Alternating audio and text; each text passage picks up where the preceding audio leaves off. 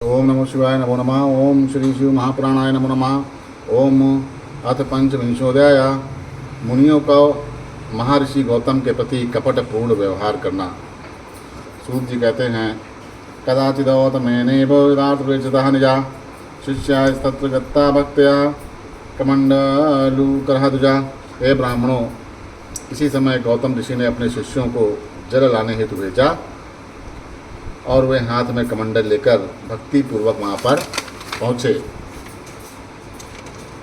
शिष्यान जलसमीपे तु गतान दृष्ट्वा निषदयन् जलार्थमांगतस्तत्र चाषी पत्नियों अपने वेशा। उस समय जल लेने के लिए आई हुई ऋषि पत्नियों ने जल के समीप गए। उन गौतम शिष्यों को देखकर उन्हें जल लेने से रोका। ऋषि पत्नियों वयम पूर्व ग्रहीष्म्यो विदूरता पश्चात् चैव जलं ग्रहामित्येवं पर्यावर्तसरयन्। पहले हम ऋषि पत्नियां जल ग्रहण करेंगी, इसके बाद तुम लोग दूर रहकर जल ग्रहण करना, ऐसा कहकर उन्होंने धमकाया। पराव्रत तथा तैश्च ऋषि पत्नी निवेदितं सा चापि तान् समादाय शंसावस्य चतये स्वयं जलमनीत्वा ददौ तस्मै गौतमाय तपस्विनी नित्यं निर्वायामासु जलेन ऋषि सत्तमम्। तब वहाँ से लौटकर उन शिष्यों ने यह बात ऋषि पत्नी से कही। इसके बाद तपस्विनी गौतम पत्नी उनको धीरज देकर उन शिष्यों को साथ लेकर स्वयं वहाँ गईं और जल लाकर उन गौतम को दिया। तब उन ऋषिवर ने उस जल से अपना नित्य कर्म संपन्न किया। तास चैव महर्षि पत्नीस्तु क्रुद्धास्ताम परिवर्तसन् परावृत्तः गता सर्वा जनाकूटुश्लया स्वायाग्रे विपरीतं च तद्वृत्तं निखिलं ददा दुष्टाशयाभि स्त्रीभिक्षुताभिवहे विनिवेदितम्। इधर कुटिल विचार वाली उन सभी ऋषि पत्नियों ने कुपित होकर महर्षि पत्नी को फटकारा और वहाँ से लौटकर अपनी अपनी पर्णशालाओं में गईं। इसके बाद दुष्ट स्वभाव वाली उन ऋषि स्त्रियों ने अपने अपने पतियों से उल्टे सीधे वह सारा समाचार निवेदन किया।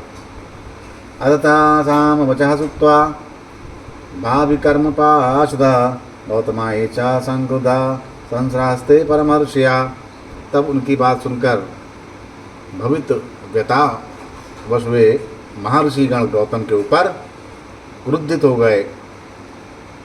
विदनार्थ गौतमस्य वे नाना पूजोपहार गए गणेशं पूजयामासु संक्रुधास्ते कुबुद्धया। इसके बाद क्रोधित हुए उन दुर्बुद्ध ऋषियों ने गौतम के तप में विघ्न करने के लिए अनेक प्रकार के पूजन एवं उपहारों द्वारा गणेश जी की आराधना की। आविर्भारूचा तदा प्रसन्नो हि गणेश्वरः उवाच वचनं तत्र भक्तादीनं फलप्रदा। तंत्र भक्त के अधीन रहने वाले तथा अभीष्ट फल देने वाले गणेश जी प्रसन्न होकर वहाँ पर प्रकट हो गए और ये वचन कहते हैं। तब गणेश जी बोले, प्रसन्नो आस्मि वरमदुब्रूत यूयं की करावायं तदीयं तद्वचनं श्रुत्वा श्रायस्ते ब्रह्मस्तदा। हे महर्षियों, मैं प्रसन्न हूँ, आप लोग वर मांगिए, मैं आप लोगों का कौन सा कार्य संपन्न करूं। तब उनकी बात सुनकर उन महर्षियों ने कहा। तब वो महर्षि क्या बोलते हैं, त्वया यदि वरोदयो गौतमः स्वाश्रमादेवहि निष्कासयामनो ऋषिभिः परिभर्तस्य तथा कुरु। यदि आप वर देना चाहते हैं तो हम ऋषियों से धिक्कार दिलाकर गौतम को इनके आश्रम से बाहर निकलवा दो। इस प्रकार हम लोगों का ये कार्य पूरा कर दें।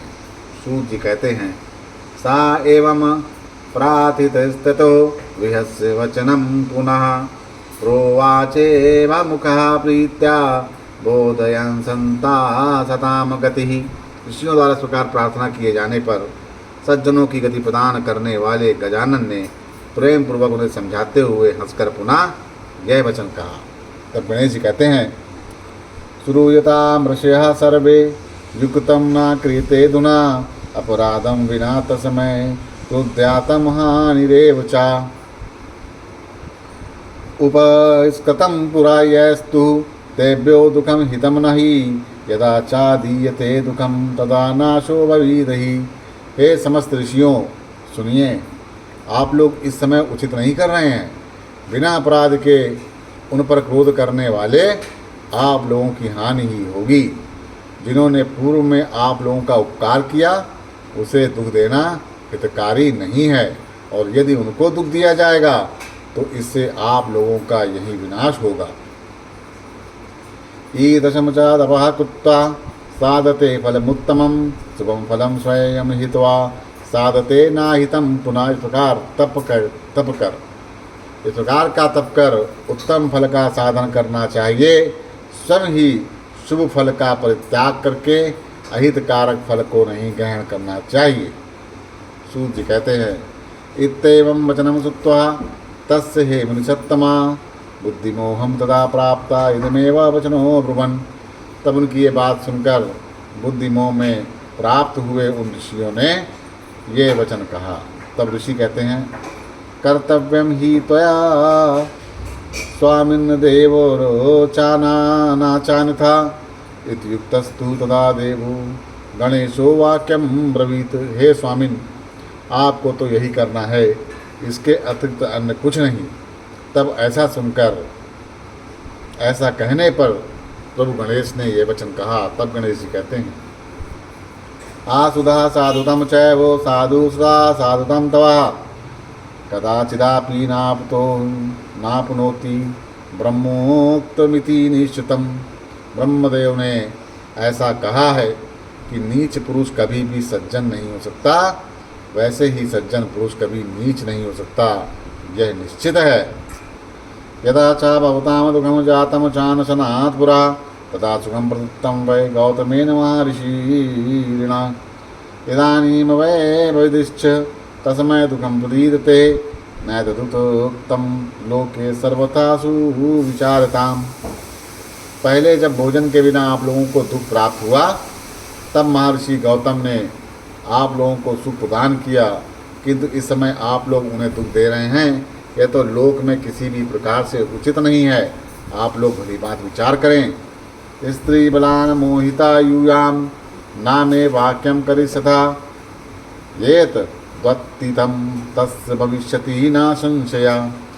यदि आप लोग अपनी अपनी पत्नी के वशीभूत होकर मेरी बात नहीं मानेंगे तो यह भी उनके लिए परम हितकर ही होगा, इसमें संदेह नहीं है। पुनः शयाम वशीश्रेष्ठो दासते वह सुखम ध्रुवम तारणाम नाचायुक्तम स्याद्वर्मण्यम मणित वै। अभी भी ये ईश्वर आप लोगों को निश्चित रूप से सुख देंगे, अतः उनके साथ छल करना उचित नहीं है।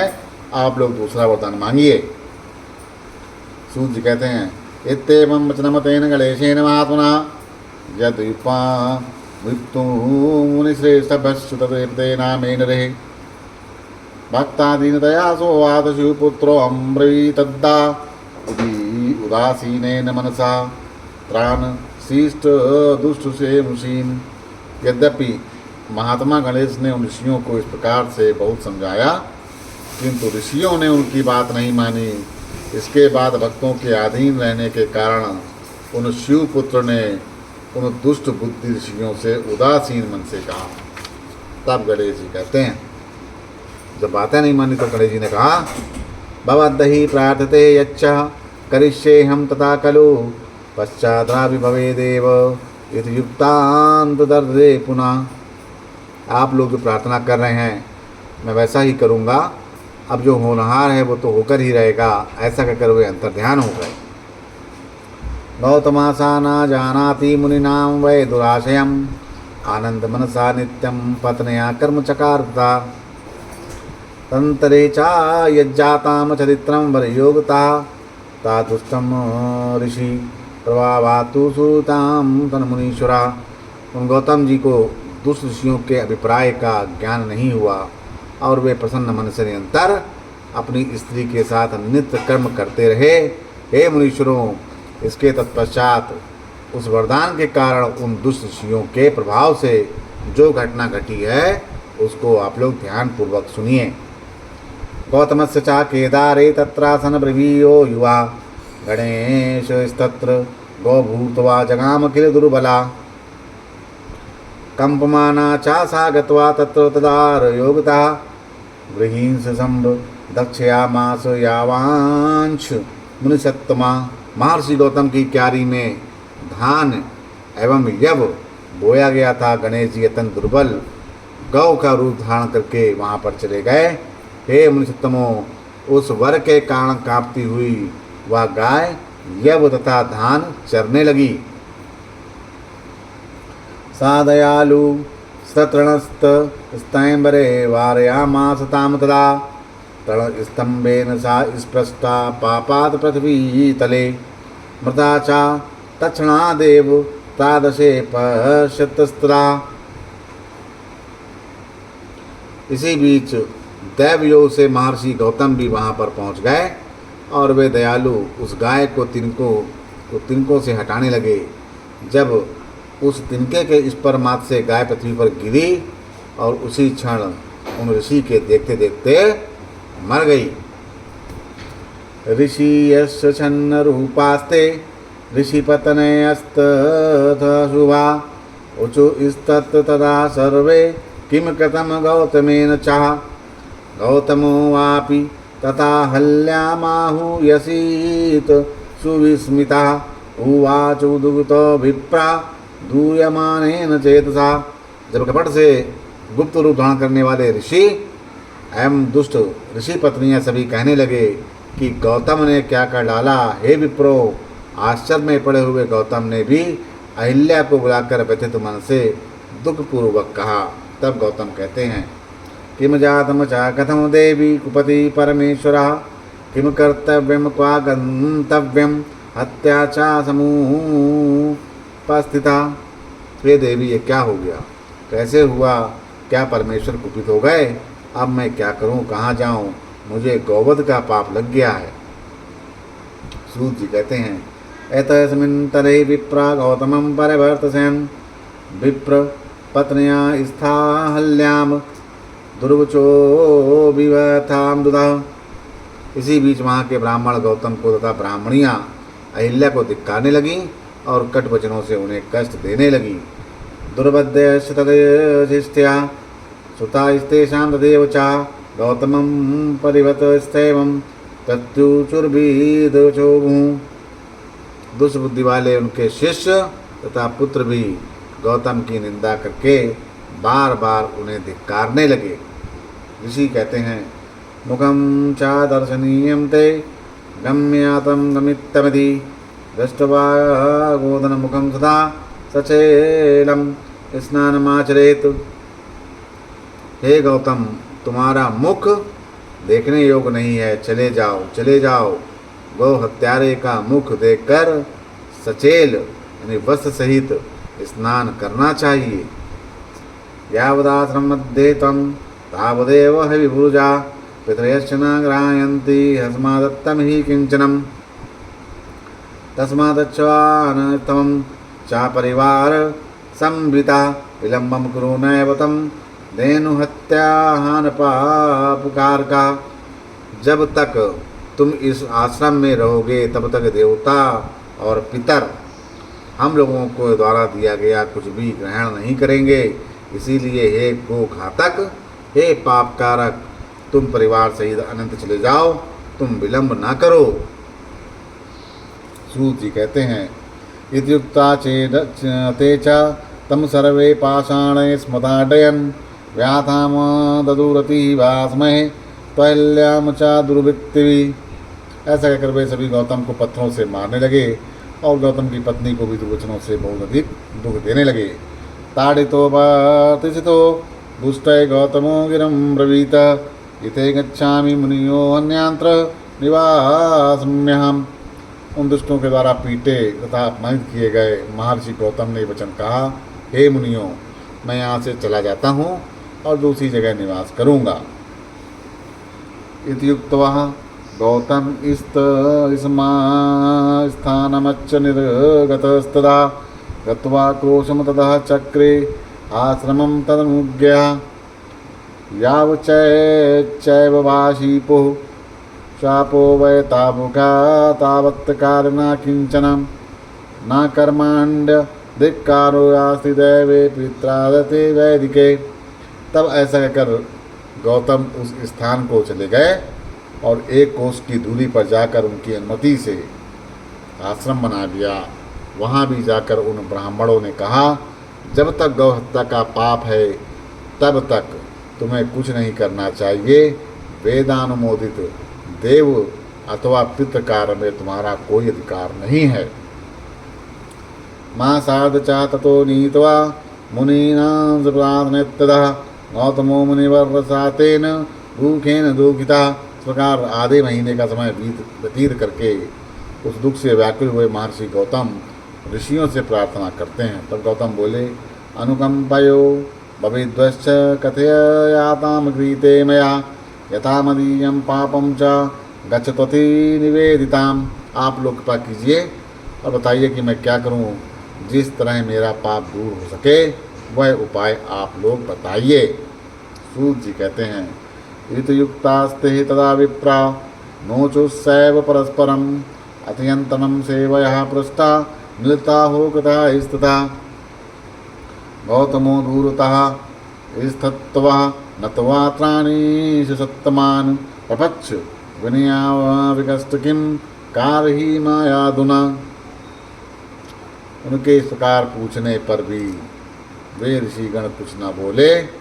तब वे सब जहाँ स्थित थे वहाँ जाकर गौतम अत्यंत विनयपूर्वक स्वभाव से पूछने लगे।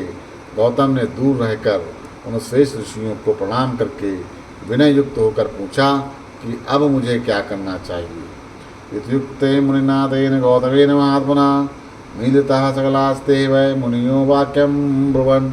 और महात्मा गौतम ने इस प्रकार पूछने पर उन सभी मुनियों ने परस्पर मिलकर ये वचन कहा। तब ऋषि बोले, निष्कृतम ही विना शुद्धि जारते न कदाचन तस्मात् तवं देह शुद्ध्यर्थ प्रायश्चितम समाचार। बिना प्रायश्चित किए कभी भी शुद्धि नहीं होती, इसीलिए तुम शरीर शुद्धि के निमित्त प्रायश्चित करो।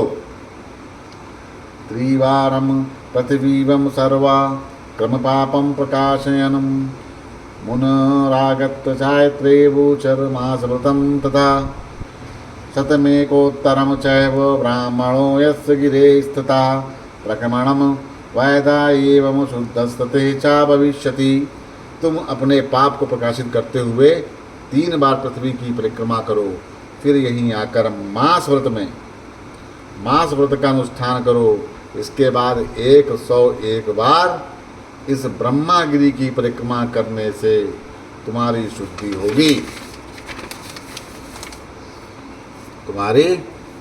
होगी।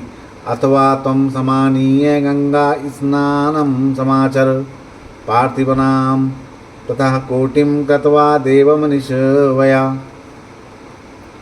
गंगायां च तथा स्नात्वा पुनश्चैव भविष्यसि पुरादश तथा चैकं गिरे स्तवं क्रमणं कुरु शतकुंभे स्ततः स्नात्वा पार्थिवं निष्कृति भवेत् इति ऋषिभिः प्रोक्त स्ते तयोतमति तादृचा। अतः तुम यहीं गंगा को लेकर लाकर स्नान करो और 1 करोड़ पार्थिव लिंग बनाकर भगवान शिव का पूजन करो। उसके बाद गंगा में स्नान करके तुम पवित्र हो जाओगे। सर्वप्रथम 11 बार इस पर्वत की परिक्रमा करो, तत्पश्चात 100 घड़े गंगा जल से स्नान कर पार्थिव पूजन करो, तब तुम्हारा प्रायश्चित पूर्ण होगा। इस प्रकार उन ऋषियों के कहने पर उन्होंने हाँ ठीक है ऐसा कहकर उनकी बात स्वीकार कर ली। पार्थिवनां तथा पूजां गिरे प्रमक्रणं तदा करिष्यामि मुनिश्रेष्ठा आज्ञाया श्रीमतामिति युक्त्वा स सर्वयश्च कृत्वा कम्मणं गिरे पूजयामास निर्माये पार्थिवा मुनिसत्तमम्। अहिल्या च तथा साध्वी तच्च सर्व चकार सा शिष्यायश्च पति शिष्याश्च चक्रु सेवाम तयोस्तदा। गौतम बोले, हे मुनि श्रेष्ठों, मैं आप श्रीमान लोगों की आज्ञा से पार्थिव पूजन तथा पर्वत की परिक्रमा करूँगा। ऐसा कहकर उन मुनिश्रेष्ठ महर्षि ने पार्वती की पर्वत की परिक्रमा करके पार्थिव लिंगों को बनाकर उनका पूजन किया। उन साध्वी अहिल्या ने भी यह सब किया।